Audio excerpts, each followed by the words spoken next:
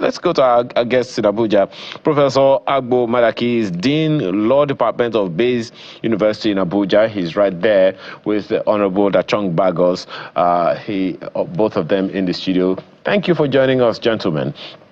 Prof, let me begin with you. Thank you. You know, this whole protest is economic, pure and simple. And the first question that I asked the other time, you know, I asked our guest here in the studio, Mr. Adio, is whether or not the statements that has been made in these past 2 days have resonated strongly enough with government officials at various levels. We have 36 governors. I'm not sure we've heard the voices of 10 of them speaking to the people. Do you think government, be it at the federal or the state level, have listened to the people, heard them, and are ready to take proactive action? Thank you very much. Let me start by correcting the impression. You referred to me as the Dean of Law of Bayes University. I think it would have been more appropriate to refer to me as the former Dean of Law of Bayes University, because I've existed at university, and I'm currently a professor of applied law at the Durban University of Technology in South Africa, where I do a lot of consultancy job in Nigeria. Right now in Nigeria, we are at a crossroad.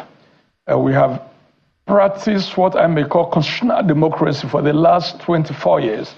And to that extent, for the consistency of practicing democracy, we can turn back chairs. Otherwise, in the past, we kept on referring to as a more or less democratic interregnum instead of military interregnum. And the last 1 year, life indeed has been very challenging and difficult for Nigerians. And in the last 1 year, government has tried to grapple with the challenges of governance, especially inheriting the kind of economy this present government inherited from the previous government. And I think it is the cardinal responsibility of government to steer the ship of state in such a way that you move people from the turbulent sea, you know, to more or less like El Dorado. And then government is bound to take certain steps and policies or implement them, some of which may not go down well with the citizens. Like you have a festering sore on your leg. Treating it on the surface, it will give you a healing balm, but the wound remains there. And at such, sometimes it may be necessary to scratch it roughly, expose the wound very well, and have it properly treated. In the long run, it gets here. And I think that is the situation, or the quagmire, or the crossroad we have found ourselves in Nigeria. That is, excruciating poverty is a moot point. There's no doubt about it. Is government doing something about it? I may not be in a position to know, but I think they are doing. And like I will always say as a lawyer, it is the right of the people to express themselves, you know, either by way of a protest, so long as it is conducted within the confines of the law. And the last not up to 48 hours, yesterday and today, Nigerians have been on the streets, even though not all the states of the Federation, like my own state, Benue State, there's no public protest. And I think the alarm bell have been sounded. And I think any sensitive government, be it at the federal level or any other tiers of government, is bound to listen to the complaint of the citizen, because government is there for the people and not the other way around. And I do believe that this is time for stock taking, and I do believe that all arms of government, be it the executive, be it the legislature, even be it the judiciary, you know, it is time for them to look at Chapter 2 of the Nigerian Constitution. But Prof, let me tail on what you just said now, but your pronouncement about the fact that any sensitive government should have listened by now. Honorable Bagos is right there with you. I mean, he's served in the National Assembly for quite a while, so he should know whether or not, you know, this is the kind of, because people have said quite a number of times, Honorable Bagos, that the only time it would seem like that government listens to the people is during protests such as this. Earlier, the CDS, Chief of Defense Staff, was saying that, you know, we shouldn't give coverage to such things anymore. Well, while I understand the statement, the intention of the statement that he made, the truth is we have been giving coverage to government for so long, and to a large extent, people have disbelieved the government even more. So now that the people have spoken, and we've given coverage to the people as well, do you think government is listening? Do you anticipate proactive action within the next few days? Yeah, well, the most important thing is, first of all, that government should be able to understand that the campaign that all politicians made, and for you to get into office, that there was a social contract. And if you are now, unless you realize that that social contract has been broken at a point, then you now go back to the table that, look, this contract is no longer visible. And for me, with Nigerians, and what Nigerians are showing today is that, look, the contract they had with government in 2023, to them is not what it was signed during the electioneering period. But unless we differentiate between the electioneering period and with governance, understanding that once you get into governance, that is when you've signed a social contract, you'll be able to realize that. For me, I expect that by now, government's supposed to be in a war room, a situation room where we'll be getting daily feedback on steps that government is taking to address these issues. The issues that the protesters have brought to the table, is it realistic? What is it that can be of the immediate, midterm, and long term? And with the reality of the campaign in 2023 and the reality that is on ground now, is it visible? If it's not visible, what has changed? And what can you be able to do differently? So that is a communication gap that we are having, and which is on ground now. But is there a problem? Definitely there's a problem. But for me, I want to see the situation room of government speaking to the people, not security agencies. You see, that is the wrong narrative that we are getting, and that is the wrong narrative that government is getting. It is not the security agencies to engage with the people now. It's government that needs to engage with the people. We want to hear the president having a nationwide address. We want to see the president addressing the National Assembly. We want to see government officials speaking. We want to see every representative, senator, everybody going back to his constituency, having a town hall meeting with the people. Let's go back to our campaign promises in 2023. What did we promise in 2023? How is it now?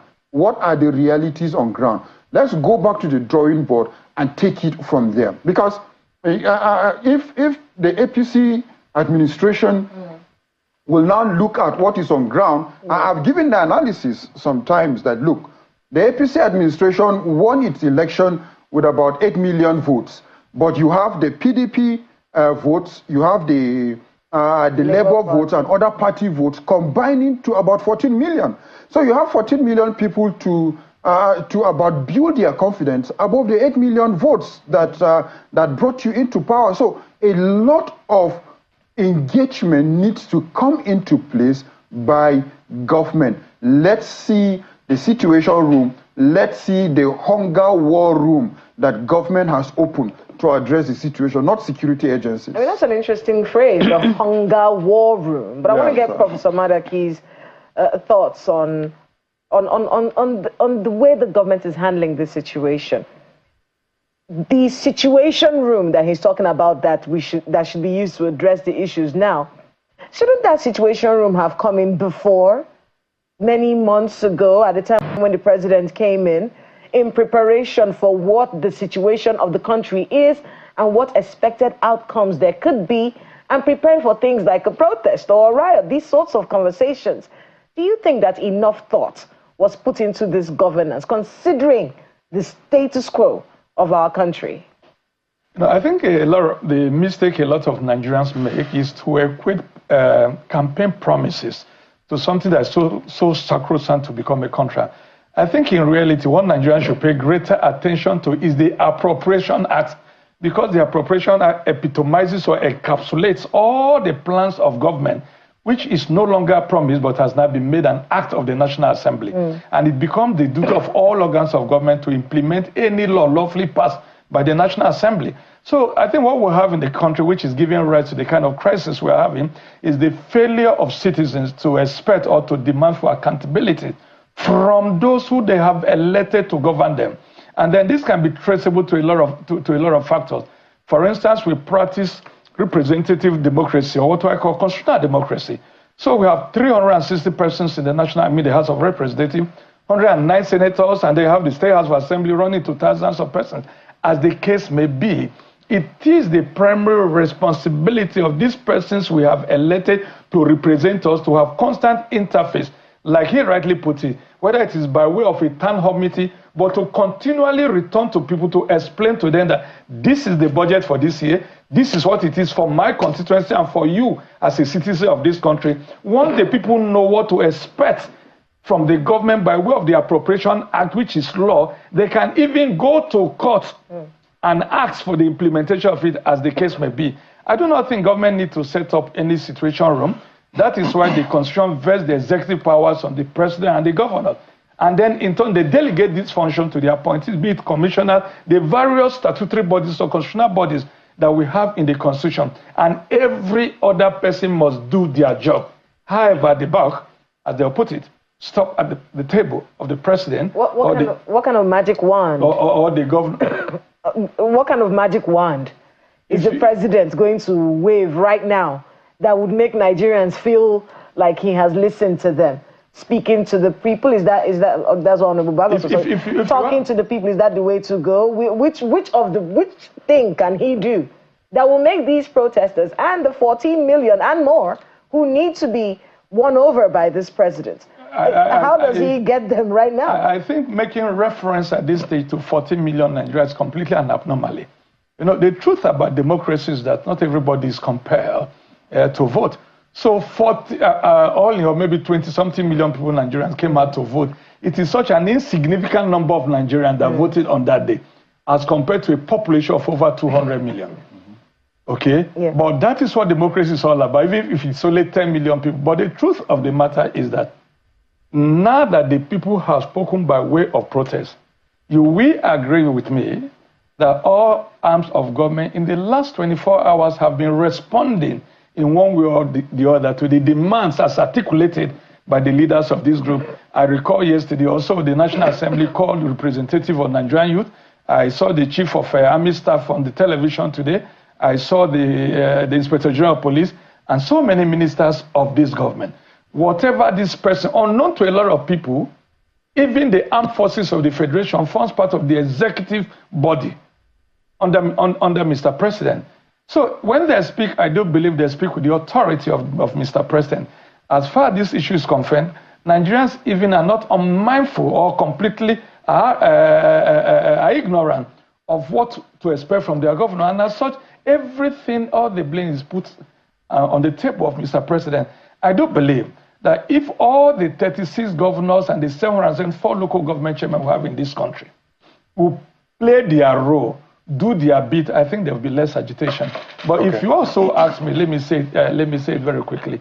I do believe that the time has come, probably for the president of our country, whom I believe has the interests of Nigeria at heart. He's been a Democrat, a renowned Democrat. I think the time has come probably for him to speak to his people, let me put it this way, to speak to his children, let me put it, in order to assuage the pains, the angst, the anger, and the frustration. And normally times like this, it may not be out of place to make some concession to the people. I think that I'll take it from there, because I know that Honorable Bagos had released a statement urging the president to speak to the people. But before you speak on that, I want to ask this question. The level of disconnect between government and the people sometimes is perhaps not properly emphasized.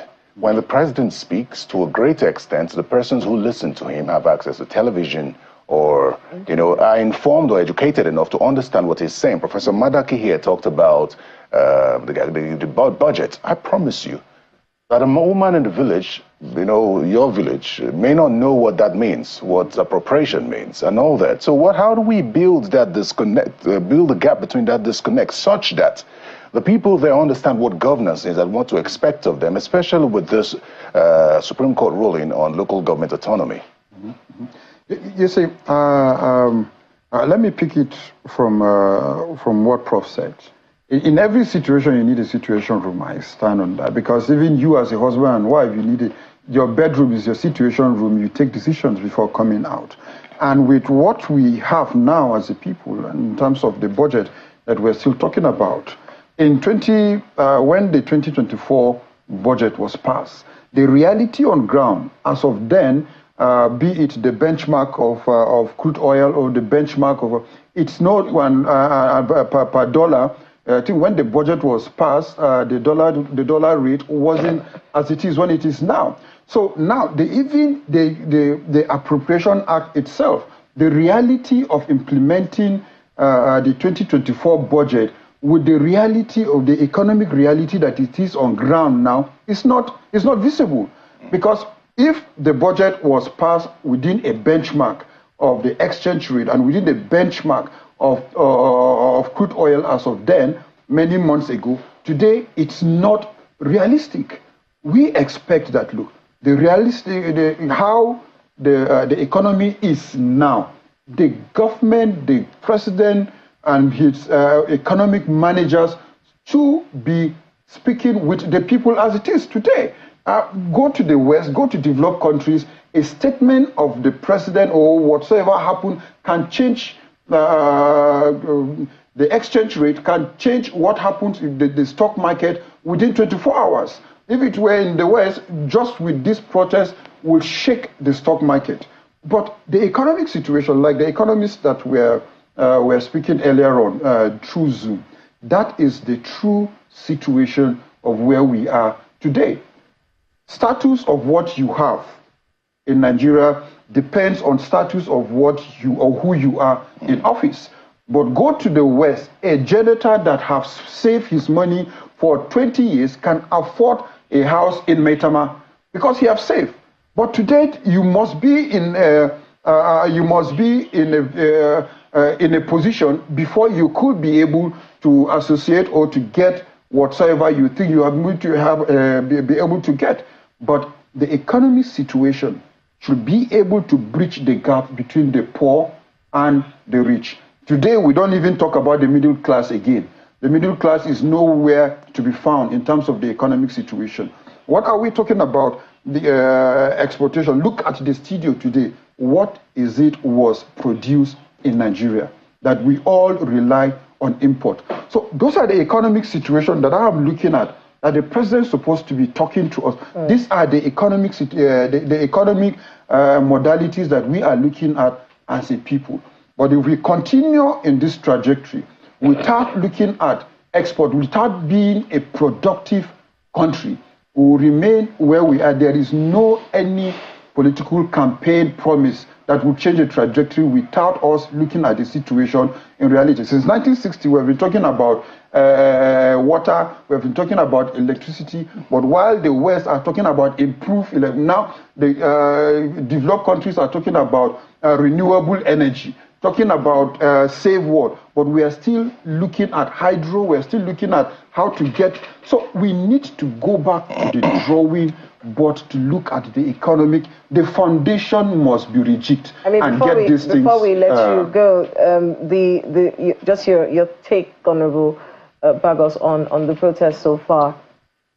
Well, for me, any echo of protests and any echo of not being happy about anything is an echo for transparency and accountability. I'm talking about the fact that there's a lot of looting that started happening in parts of the country. And then, of course, we're seeing the security agencies. Predominantly in the north. Yes. Yeah, it's unfortunate. It's unfortunate. And that's why when I say that, look, the president in the Situation Room should give us an immediate solution before the midterm. Now, what are we talking about? Every Nigerian now is talking about what food he will get on the table. And those are the issues why those people are out looting. And it needs to be looting chairs. Yeah, they are looting chairs. It needs to be addressed. And that's the unfortunate part of, look, who are the real protesters and who are criminals? These are the people that need to be identified. Just so we can get an idea, because this situation has been going on for a very long time. We have too many miscreants and hoodlums, so to speak. These are the names that we're hearing these days, but there's so many of them in Nigeria. What kinds of thinking should the leaders, especially in northern Nigeria, be using right now? Because if a situation will come when you will not be able to rein in this crowd. Yeah, the truth of the matter is that criminality, and people who are criminogenic should not be justified under any condition, be it psychological or not, as the case may be. Because the truth of the matter is that every citizen of Nigeria, any person resident in Nigeria, is supposed to obey the law. So, whereas the Constitution allows for peaceful protest, any act of criminality carried out in the course of the protest is a violation of our law, and then it should be so accordingly treated. When you loot, what are you doing? You are dispossessing somebody of his property. Okay, look at that gory image of a young man in Kano climbing the traffic line using cutlass as if it's inflicting pain, you know, on something that feels pain. You know, but if you ask me, the challenge we have in the north, I'm from the north central Benue State. Up till now, as I speak to you, we have over 10.4 million children out of school in northern Nigeria. In northeast Nigeria, only 47.5% of years are in school. In northwest, the statistics is not any different. In Borno, the literacy level, and I stand to be corrected, the literacy level is less than 25%. So the system we have in the north that encourage children not to go to school and discourage those who are in school to pull out of school, except we do away with such system, the northern part of Nigeria will continue to breed this group of children that are called Amajeris, that it is so easy to radicalize their mind. These are children that are totally disconnected from any form of family value system. And as such, when there's this type of protest or any crisis, they tend to leverage on it to release mayhem on the people. And I think the time has come for all the governors in the extreme north to pay attention to this scourge of out-of-school children, to this scourge of Amajiris, as the case may be.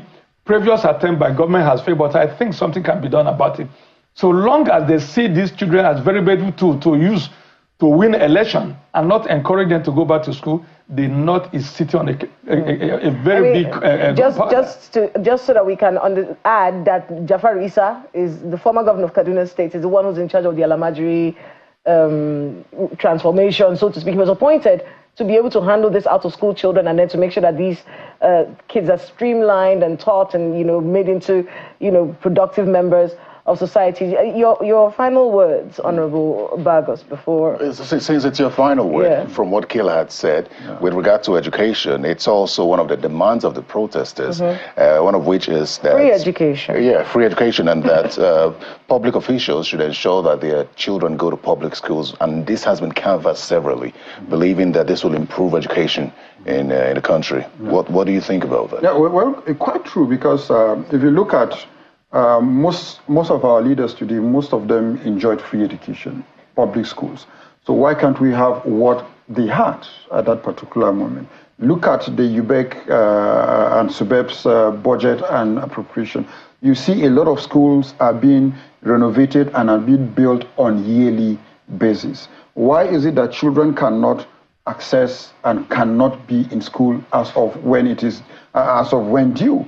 Education really and truly is one of our major problems, because once the young ones and the future generation are being educated, you'll be able to see that, look, most of these issues that we are having will be breached. But the one of the major problems we are having is lack of education. And truth be told, corruption has been one of the major problems in the educational sector as well. I'd like to say a very big thank you to both of you for finding time to be here today. Honorable Dachung Bagos, how do you feel when you're called? Yeah, well, once an honorable. I feel, you know, I'm free as a bed in the sense that, look, I can do what I need to do, but then... to not call you that. Honorable Dachung Bagos, a former member of the House of Representatives, thank you very much for your time. And Professor. Professor Gumbaraki, thank you so much for coming as well. Professor, an international human rights lawyer. Thank you. Maybe I will switch to the academia to be called prof instead of Well, thank you very much for your time as well. That's a wrap from the Abuja end of this. Our Lagos colleagues will take over. I am Terry Ikumi. And of course, Shane will be here at 7. So enjoy the rest of your evening. I'm Kayla Megwa. We'll be right back after this break.